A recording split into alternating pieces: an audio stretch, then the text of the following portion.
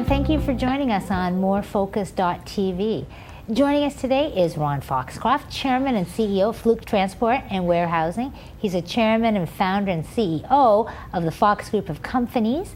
He's the inventor of the Fox 480 pea-less whistle, sold all around the world and sanctioned by almost all major sports worldwide, including the NFL, CFL, NHL, NCAA, and the NBA. Ron has been named by Profit Magazine as one of the top 10 Canadian entrepreneurs of the decade. So Ron, I remember I met you in a crowded room. You were speaking of leadership, vision, and determination. Our firms have done some work together since then. You're an amazing individual, and I'm very excited to have you here on the show with us today to share a little bit about your personal journey and how you found your focus to be where you're at and who you are. So thank you so much for taking the time to join us. It's a great pleasure to be here, and I'm glad you didn't blow that whistle because we would really tick off the camera people. And incidentally, Ron also gave 2 of those whistles to my 2 little kids for their knapsack, so it's a very great safety thing for my kids as well. So thank you for that. You're very welcome. Ron, people watch our show for lots of reasons, and one of them is to learn how exciting people like you have managed themselves and how you found more focus in your life. Right. So that's what we want to talk about today, but most specifically your vision and how vision has inspired you to do the things that you've done, because you accepted that invitation and it changed the rest of the story. So let's kind of go there, okay? Well, I'm going to surprise you and Please. tell you what my vision was and my focus and basically my motivation. Let's and do it. I'll make it real quick, but basically Not the too first quick. thing, and you shouldn't be afraid to say this, my motivation was fear of failure. I was afraid to fail, and that became a tremendous driving motivation. I did not go to school beyond high school. So I became, shall we say, very self-conscious about that and felt so self-conscious about that, I felt that I would be basically go through life unemployable. So fear of failure. It was a great motivation. I don't want to fail. And really, the second motivation that happened to me in my life is right out of high school, I got a job. And then, as well as a job, I refereed basketball. So I could feed my 2 kids who were, I got married and had 2 kids.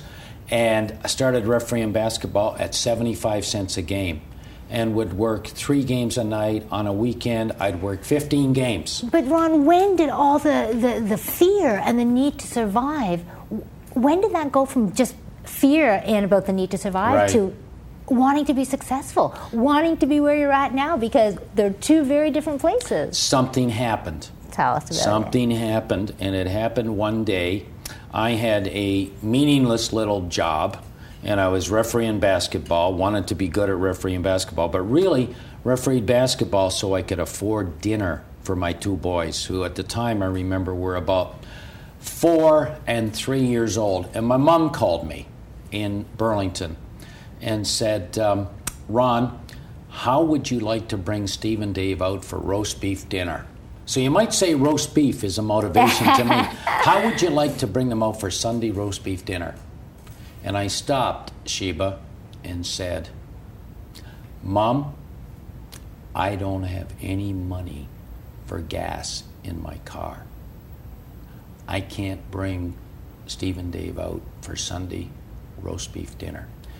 Sheba, that was the day that motivated me to conquer the world. Wow. Because I said, I'm never putting Steve and Dave in that position again where A, they can't visit their grandmother, B, they are deprived of a healthy roast beef dinner.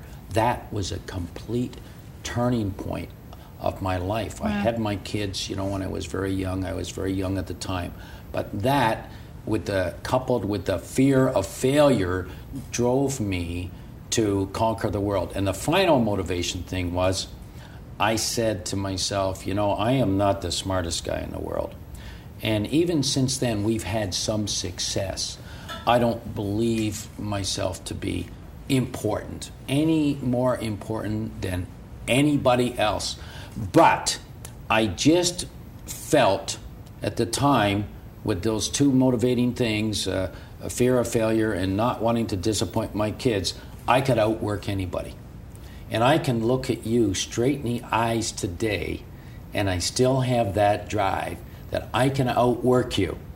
Can't maybe outsmart you, and can't do a lot of things, can't outtalk you, but I can outwork you. And I took basically those three things and said, okay, I'm not going to disappoint my kids, and I'm going to conquer the world. Wow. And that's great. And it is a wonderful story. And when you talk about conquering the world and knowing where you've come to now, kind of what else are you going to conquer now? I mean, how much more money and how much more success and how much more this? So now when we look at more focus, where is it you want to bring some more focus now into your life? Oh, Shiva, it's never been about money. It's really never been about money. I've always needed enough money to be comfortable. Always needed enough money like you would so that your kids are comfortable. Not that you give your kids everything, and not that I would give my kids everything, but I want to see my kids comfortable. Where do you go now? That's a great question, because I do not consider myself a success. I feel in so many ways that I'm inept. In so many ways. Come on, Ron, you're just being humble. No. I feel our trucking company, we can do better. The warehouse company can do better. Fox 40 can do better. But Ron, there's a certain, of course. I mean, that applies to anything in life. Yeah. So when you talk about the ineptness, that's not even talking about ineptness in Ron. That's talking about, functionally and structurally in these businesses. I'm curious about, because, eventually there comes a point where there's always more that can be done, but then eventually there comes a point where you kind of say, okay, I've done it as much as I can do in this area, as much as I want to do, or however you may answer that question. Right. But then there still always becomes, okay, what's next?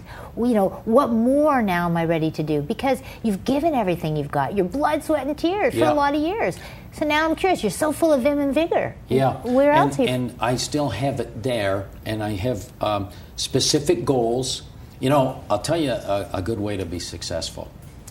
Set lofty goals and work like a son of a gun to achieve them. And that never changes in a driven person. I've got my goals in each one of our companies where Okay, but now, because of the show of More Focus, and I'm sorry, I don't mean to be interrupting you to be disrespectful, the whole idea of More Focus is, okay, we know that there are opportunities for focus, pockets of them, all over the place. And then the reality is we can't do it all. So we pick and choose. I'm hearing you say, obviously for the reasons that you've stated, business was where you chose to focus. Right. Great. And you're saying that there's certainly still lots more that you can do within the business world. Great. Yeah. And you know what that is and all those things. I guess I'm curious now, as you kind of look back and think, wow, good job, well done, Mr. Foxcroft. And you give yourself the pat on the back. Do you allow yourself to consider different options, Ron? You do. I'll tell you where I flunked and failed. I tried about 2 or 3 years ago to go into a semi-retirement, which to me means go from 100 hours a week to about 50. And I flunked. I flunked that terribly. So the next thing I flunked at was trying to spend more special time with my family. Particularly, I've got 3 kids now. And I've flunked. Now, I've done a better job at spending more time with the family, but you say, what's next? Well, what's next for me is semi-retirement, and because I flunked at retirement. Yeah, but come on, you know what? That's such a nebulous statement, because the reality is you got too much energy to be semi-anything. You're right. So what is it that you're going to do with that time of your semi-retirement? Now, what you're basically saying Oh, yeah, is, but you are a good golfer, so that's true. I'm not a bad golfer. But it's not a semi-retirement job. No, it isn't. No, basically, I do want to tackle that semi-retirement, which is I do want to get down to a 50-hour week. And you know what's a great come-on for me is to now watch my people achieve. All my people in the company, we have about 300 employees, and I can tell you that I really get turned on when I can look at my people and watch them achieve. I actually get more of a turn on watching them achieve now than me. Because one thing you'll appreciate in business, the most fun in business is the building of the business. But you know, there's also a little bit of a cop-out in that statement, Ron, and I say that with a great deal of respect, because the easiest thing at any time is to do, right? Yeah. We are people we just seek to be doers, especially someone hardwired like yourself. But the reality is we're talking about the being side of it all. And so, you know, what attention do you give to who Ron is, where Ron's at, what's next for him? How does he want to celebrate and rejoice? Because working 100 hours, you haven't had the time to rejoice in all your achievements and accomplishments. No. Really, to focus on Ron, you'll find that most entrepreneurs don't do that. Most entrepreneurs, the one thing that your viewers need to understand, the day you decide to go into business, the day you decide to employ people, your days off are over. It's 7 days a week. It's all consuming. So really, for you to say what's your focus on yourself, an entrepreneur, I can honestly say you, the 99% of the entrepreneurs that I know do not focus on themselves. And that's a great observation and realization, and coming from you, you obviously know it firsthand. You know what? When I'm in the car and I'm playing the music and driving to the golf course, and occasionally lately I put a focus on myself and what's next? Well, what's next is basically try and forget a little bit about the companies, forget a little bit about the businesses, and what's out there in life to make you grow as a human being. You know, what is it? Is it travel? Is it dialogue? Is it meeting new people? Is it spending more time with your children? Is it golfing with your children? Obviously, I would like to focus on myself, spending more time with my 3 kids, because we have so much in common, but we've had so little time. And, you know, and that brings me to something I would be remiss. The one sacrifice of an entrepreneur in the whole wide world, people that don't get credit, are their families. The people that put up with the most sacrifice in the entire world are families of entrepreneurs. Do you know, when I retire and when I croak, I should leave everything to my kids, because they have sacrificed, they've given up, they've shared. You know, families of entrepreneurs have to share their mom or their dad with the outside world, because it just takes so much dedication and time to be an entrepreneur. You made the point, would I like to be a poster child for entrepreneurs? I absolutely would. There's 2 things I would like to do if I was going to focus on myself. Number 1, I'd like to teach school. I'd like to teach business at school. Number 2, I'd like to have more time to counsel fellow entrepreneurs. You know, people that were Ron Foxcroft 30 years ago that call me and say, I got a new product, I got a new idea, can I have 29 minutes of your time? Well, I get 80 of those calls a month, and I usually choose to see 1 of them. I'd like to see 20 of them. That would be a great new way for me to focus and get a buzz out of life, dealing with new entrepreneurs that are starting out with the vim and vigor and innocence, because as we grow as entrepreneurs, we get suspicious, because people want a slice of our time and a slice of our money. And in my particular case, I'm suspicious a lot now because I have more to lose. And number 2, we get 50 calls a day for sponsorships. Yeah, but you know what, Ron, I hear what you're saying, and I hear that often for people successful like yourself, that there's so much suspicion out there about people's intentions, about what is happening or playing out, things like that. And I guess at some point when we talk about the whole opportunity for more focus in our lives, and even personal focus on our lives, I guess what's going to have to give in order for that growth to really be allowed to continue? What's going to have to give is time at the company. But what about even with that mindset, Ron? I mean, I guess I'm curious, how much can you grow when you kind of want to have the foot on the gas, but you got the foot on the brake at the same time? Like, where can you go with that? How can we grow as a person if there's that suspicion, that lack of trust, that kind of, you know what, I'm here, I've got all this, I got to covet it. And I'm not saying that that's what you do, because you're very generous out in the community and in the world. But I guess I'm just saying it's a mindset.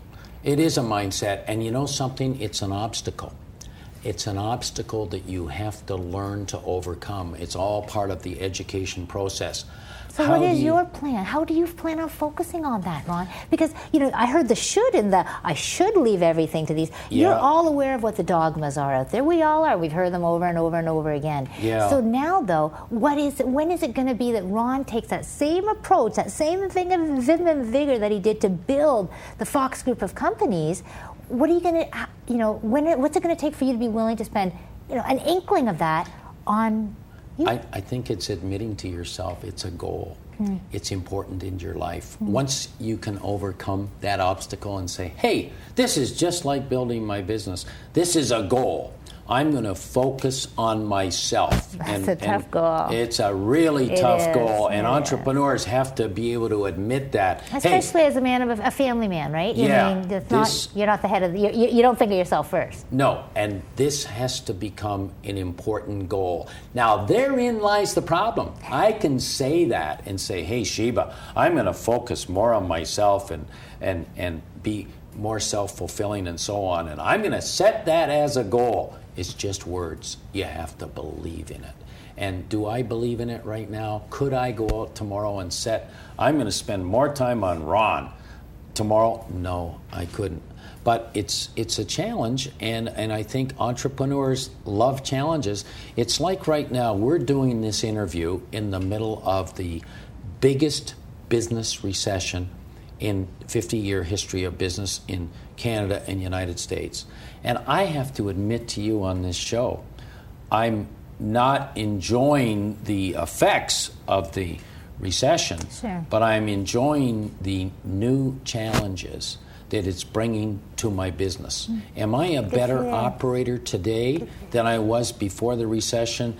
You absolutely know it, because I'm taking on new challenges, taking on new opportunities, and what I can see at the end of this recession, in the upturn, tremendous opportunities. So I'm managing the companies in that way, knowing that there's going to be tremendous opportunities during the upturn. So yeah, I also, and you're right, and what a great way to view it, and that's the only way you could view it, because you are you, right? So you can only look at things and kind of where's the opportunity, and that's something you'll always be able to have and know.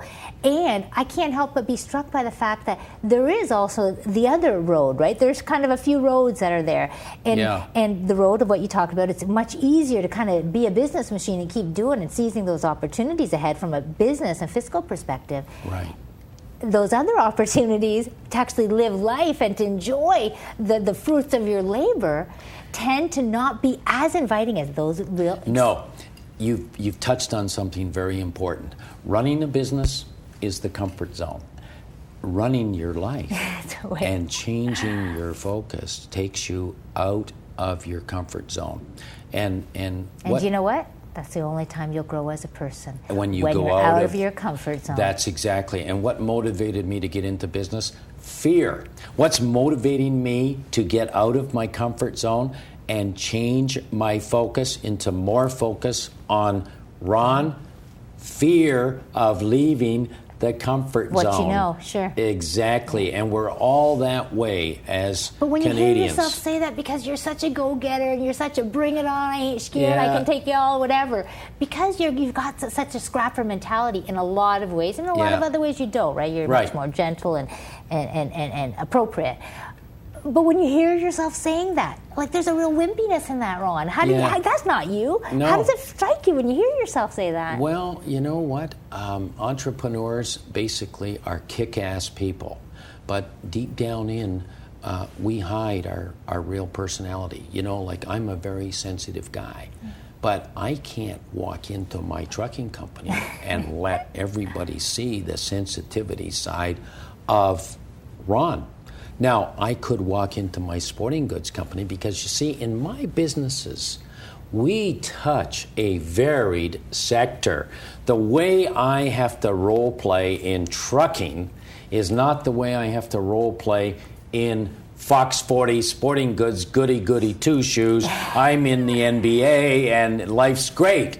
So, I think we all get caught up in playing a role. And what we have to realize is when we're role-playing and when we're real. But the thing is, for you, that's an excellent point. You have such a diverse, in terms of even customer-based audience, if you will.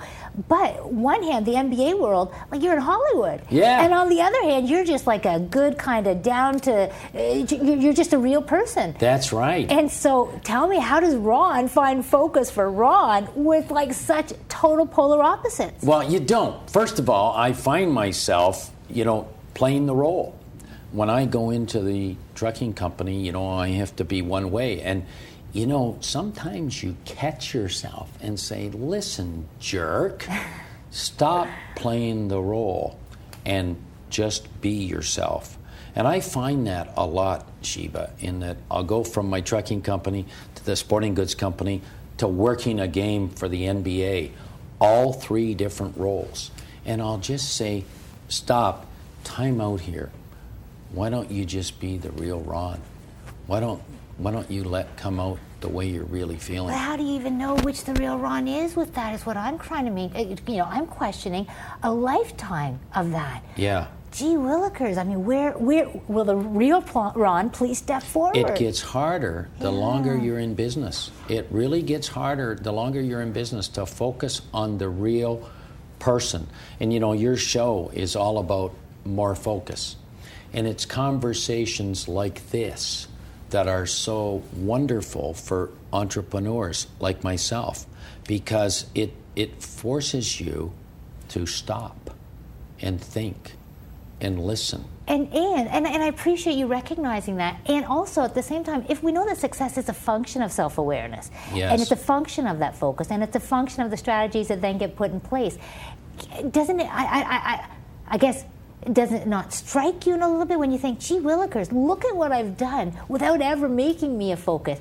Wow, what could I do? I've never stood back and said, and this is a negative about me. I've never stood back and say, wow, we've done some things, and I think we should sit back and digest that. And isn't it wonderful? I don't think entrepreneurs allow themselves that opportunity. To pat themselves on the back? Yeah, I think that they're always worried about tomorrow. Like I say, there's never a day off, and you're always worried about tomorrow, and there's no vacations. You go on vacation, but your mind never truly goes on vacation. And you've brought up a good point. Entrepreneurs, I think at the end of every year, first of all, your financial statement is a scorecard. And you'd never play a basketball or hockey game without keeping score. Should never run your business without keeping score. But I think at the end of the year, when you've had a pretty good year, you should sit back and say, wow, you know what? I've headed up this thing, done a pretty good job, got a great team, and we should celebrate that. I'm going to have to stop you, but what this tells me is that we got to have a part two. And you got to be okay with that, where we pick up where we left off, because you've clearly accomplished so much. You're clearly an amazing person. I'm privileged to know you as a person, and also to know of your reputation as a businessman in the community. You've given a lot, you've worked a lot, you've achieved a lot. So congratulations for that. Thank you. And thank you for coming on the show and sharing that with all of us today. Been a lot of fun. Thank you, Ron. And on behalf of Enniskillen Wines and Donald Zeraldo, would like to gift you with a bottle of their limited edition Olympic wine, and but for being kind enough to take your time and share, because more focus is necessary for life. This is great because it has a significance. We were the first trucking company for Enniskillen Wines when they were founded in Niagara-on-the-Lake. So it's poetic. A great wine. How poetic. And Don Zerato is a great person. He is great. Well, thank you so much for your time, Ron. And thank you for watching us on morefocus.tv, and invite you to remember that in all that you do, do it because it's true. Thank you. Take care.